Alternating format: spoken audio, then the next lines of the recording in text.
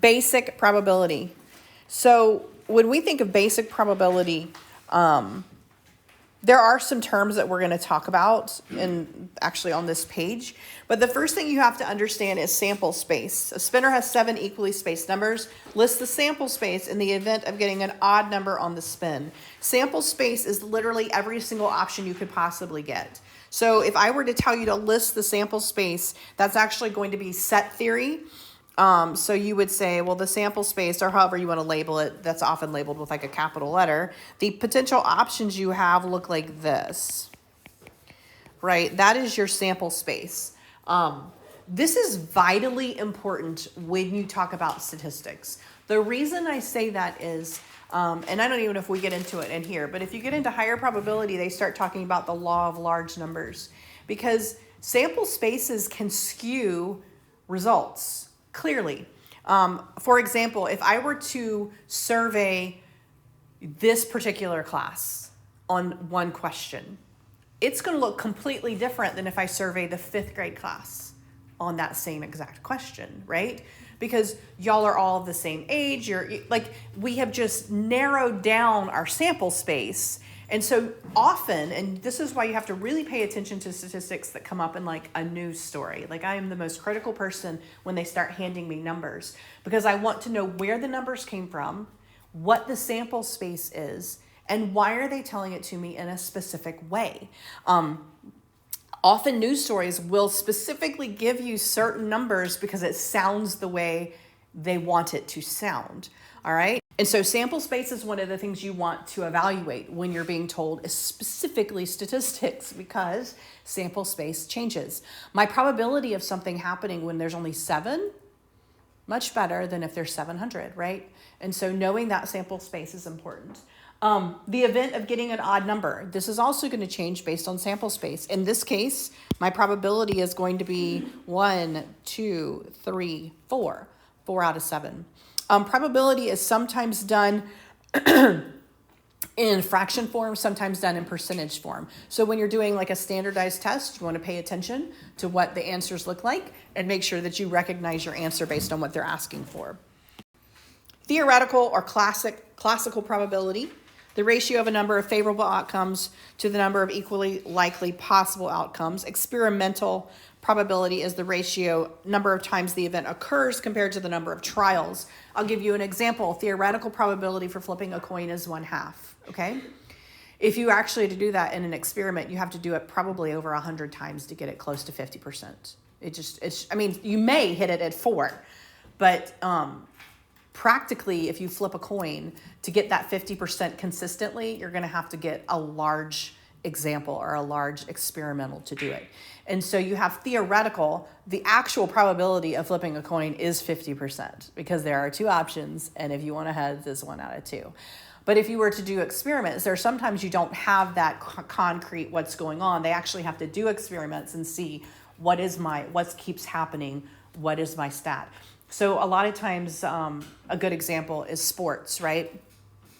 There is no theoretical probability really for number of free throws that you get, percentage of free throws. That is an individual basis. That's based on skill. That's based on practice. That's based on lots of things. So that is going to be an experimental probability based on an individual player. Their percentage of free throws is really personal to them, right? Now you can have a team percentage and all that, but again, that is purely experimental. That is based on what they have actually done, how many times they have shot it, how many times they have made it.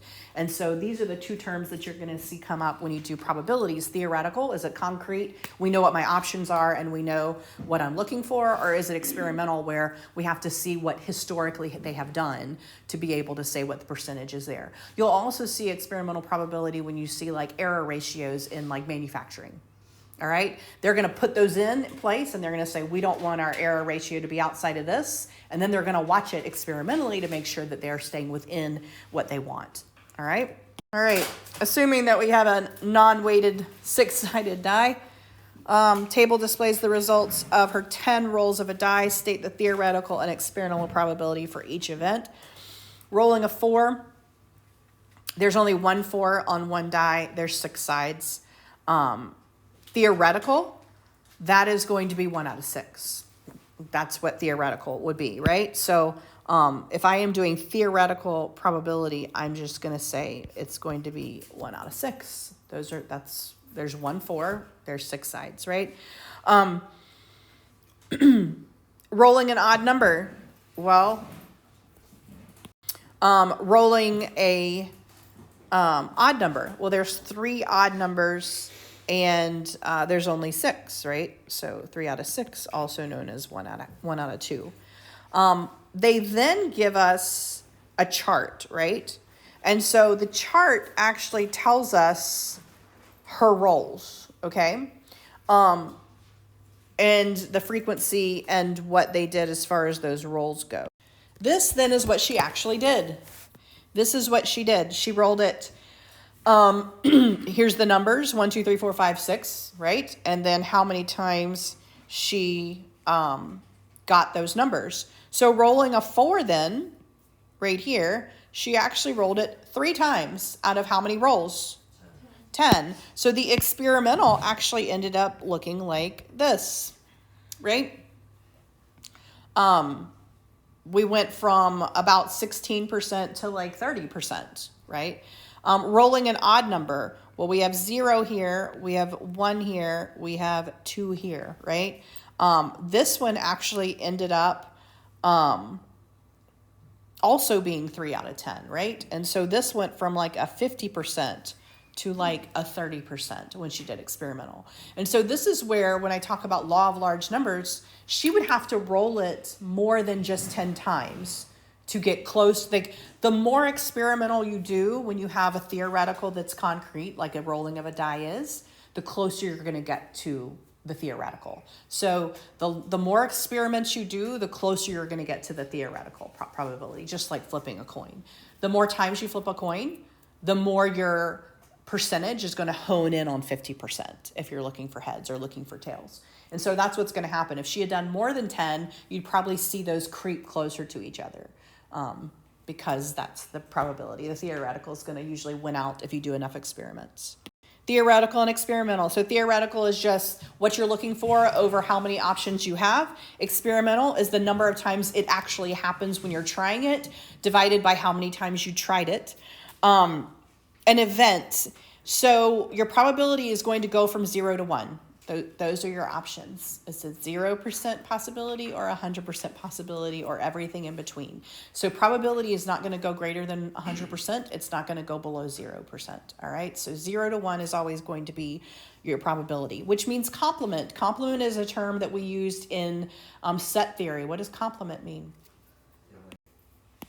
Complement means the opposite of what you're looking for. So if I'm looking for heads, the complement of heads would be the tail probability, which, yes, always adds up to 1. The heads probability is 1/2, so then the complement of that would also be 1/2. They must always equal 1. So if you have a probability of one thing and you're looking for the complement, you can just do the probability of the one, like it shows here, and subtract it. And that's going to give you the complement of it. Same thing with like a 90 degree. When you subtract from 90, you get the complement of the angle. A certain event, if you know for sure that something will happen, the probability is going to be 1. Impossible event. If you know for sure that it is not possible for something to happen, your probability is going to be the empty set, which is 0. And so those are just some terms that you're going to look for. I know how many births I had. I know how many births were multiples. And I want to find ones that weren't. There's 2 ways to do this. You can go ahead and subtract and put that over your total, or you can find the percentage of the multiple births and subtract from 1. So I can either just subtract at the beginning, or I can say, well, 1 minus my multiples that I have here over how many I had, right? And then that complement, when I round percentages, is going to look like that. Because if I calculate this, it's going to be about 3.5%. And so if I have been given information and then they ask for the exact opposite, you can just take that and subtract from 1. They're always going to add up. Always. So like if I have independent events, let's say I'm rolling a blue die and I'm rolling a red die. Those don't affect each other, right? Whether I roll one first or the other first, like the probabilities are not going to change. I'm not taking a number off the die. I'm just going to multiply those. Where you find that you have situations that affect each other. For example, if I have a box of chocolates and I'm, the kind that wants only certain ones, and I take out one and it's a caramel, and I'm like, okay, I'll eat this one, right? My probability for the second time I eat a chocolate just went down because I'm not replacing it, right? And so there are times when whatever happens the first time affects the second time. And so you're still going to multiply those probabilities, but then you have to make the second time contingent on what happened the first time. Very often in theoretical, like say they want you to choose one and then choose the next, they're assuming that your first choice was successful. Okay, and so they may not always tell you that. But if you're choosing from marbles in a bag and you say, what's the probability of choosing a red one, not replacing it, and then choosing a blue one, you assume that the red one was successful, so that you did pull out a red one, right? Because number of reds and number of marbles just went down. And so oftentimes that second one assumes a success on the first try. And they may not tell you that in the problem, but they assume a success. You still multiply them, you just have to consider what happened.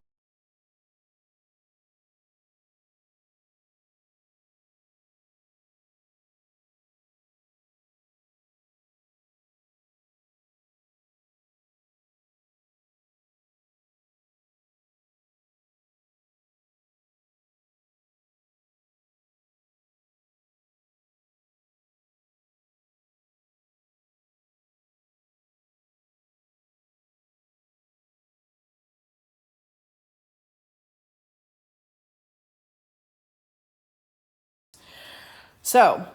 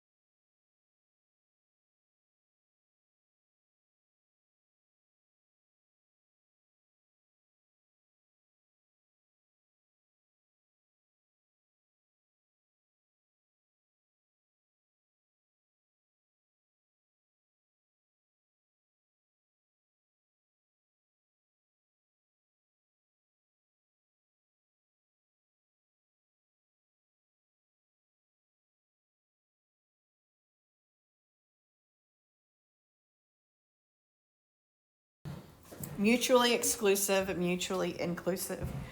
All right. If A and B can both happen, they are inclusive. If they cannot both happen, they are exclusive. All right. So, for example, you will not have calculus and pre-calculus students that cross over. Those are mutually exclusive, mostly because pre-calculus is a prerequisite, right? However, I could have geometry and algebra 2 crossover. Like those are not technically exclusive events, right? And so you have certain times when it's going to be mutually exclusive, meaning one cannot happen along with the other. It's one or the other. And then you have it where you could have one or the other or both. So for example, you could have someone who plays baseball and who plays basketball. Those are not mutually exclusive events, right?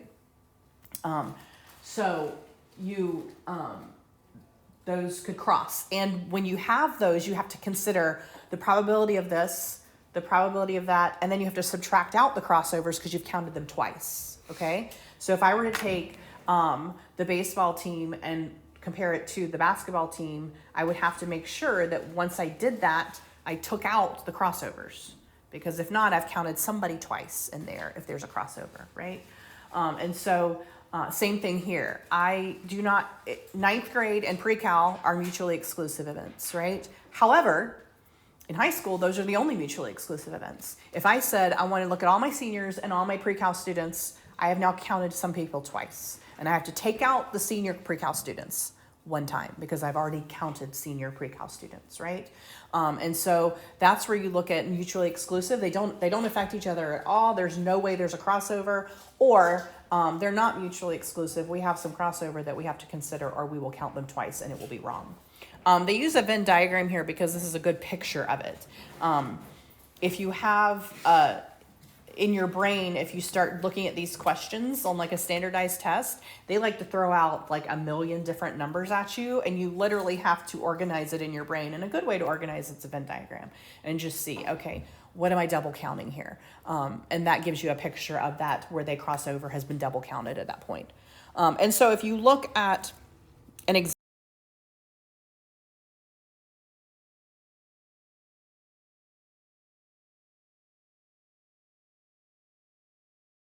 A and B are mutually exclusive.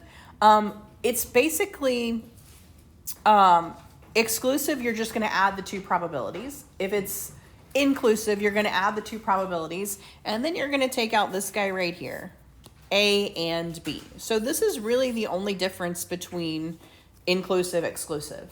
You still add up the probabilities of both events happening, but then you take out the and. You take out where it crosses over. And so you're going to go back to like your set theory. What does the and mean? Take that out. And so if you look at example 7, a survey of 371 teens shows that 266 own a dog and 157 own a cat. If 108 own both a dog and a cat, what is the probability that a randomly selected teen owns either a dog or a cat? All right. So these are not mutually exclusive events, right? Clearly they said there's somebody that does both, right? And so we're going to take the probability of the dog. We're going to add to that the probability of the cat, and then we're going to subtract out the probability of the dog and the cat, right? And then we've got our correct probability. Now, probability is not just the 266 for dog. That's going to be 266 out of all the people that they looked at. Then we have the probability of a cat. And then we're going to subtract out the probability of both. What's nice about these is I have a common denominator. So I'm not reducing anything till the end, obviously. When you do all of that, you end up with something like this. Again, most of the time, probability is going to be in percentage, which means divide and multiply by 100. So approximately 85% is one or the other. To the right, they've given us a table. Summarize the results of a survey. They ask 434 students how many books they read last summer. You want me to survey that in here? Is anybody at 9+? I just need to know if you read 9 books over the summer. So how many books they read last summer? Determine the probability that a randomly selected student read each number of books, 4 or fewer. So 4 or fewer, we have 0, 1 to 2, and 3 to 4. These are not going to have to really subtract anything else because they're mutually exclusive. If you read 3 or 4, we're not going to assume they counted you in the zeros, right? I mean, like, that just doesn't make sense, right? And so for this one, we can actually just add up our probabilities. We can say, well, if it is 4 or fewer, less than or equal to 4, then we can say just the probability that they had 0, the probability that they were in the 1 to 2 group, and the probability that they were in the 3 to 4 group. And we're good to go, right? And so we can just say 3.9%. By the way, technically, when you're adding these, technically you're going to see it written like that. It's going to work out the same. But technically, you're going to see them write it in decimal form because you don't really add percentages, you add decimals, but it's going to work out the same when you do it. You're going to get approximately 37.8%, assuming that those were not rounded. 37.8%. Assuming I've already done A, how do you think I'm going to do 5 or more? I'm just going to do a complement, right? Because if it's 4 or less, 5 or more, I'm going to say, well, I already calculated him. I'm just going to do that, right? If I had not calculated A, I could do it either way. I would likely just add 5 to 6, 7, 8, and 9, right? But if I've already done A, I'm just going to do complement of A, right? Make sense? So don't do more work than you have to. All right.